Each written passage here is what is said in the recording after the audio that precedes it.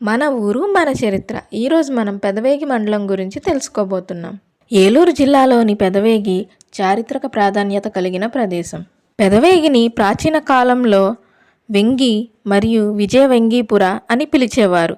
ఇది ఆంధ్రదేశానికి రాజధానిగా పిలువబడేది.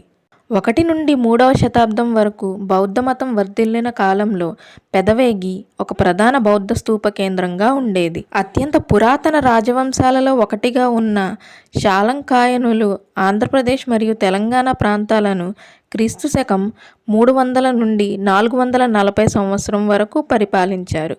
వీరి రాజధాని పూర్వంలో వెంగి. వీరు ఆంధ్రప్రదేశ్లోని గోదావరి మరియు కృష్ణా మధ్య ప్రాంతాలను పరిపాలించేవారు. శాలంకాయనులు పాలించే ముందు దీనిని ఆంధ్ర ఇక్ష్వాకు రాజవంశం పాలించింది.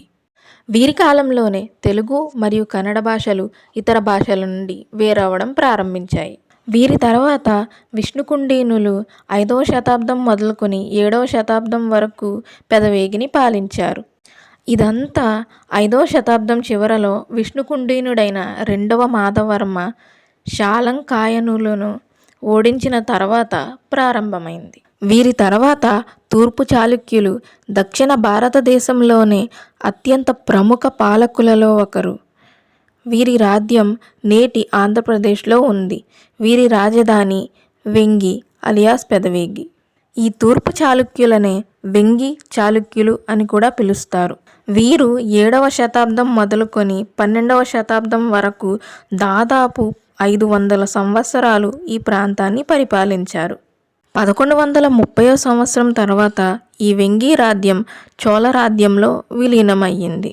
1189 సంవత్సరం వరకు చోళ సామ్రాజ్య రక్షణలో తూర్పు చాళుక్యులు దీన్ని పరిపాలించారు. తరువాత ఈ వెంగి సామ్రాజ్యాన్ని యాదవులకు మరియు హోయసాలులకు అప్పగించారు. ఇదండి మన పెదవేగి చరిత్ర. ఒకవేళ నేనేమైనా మర్చిపోయి ఉంటే మీరు కమెంట్స్లో పెట్టండి.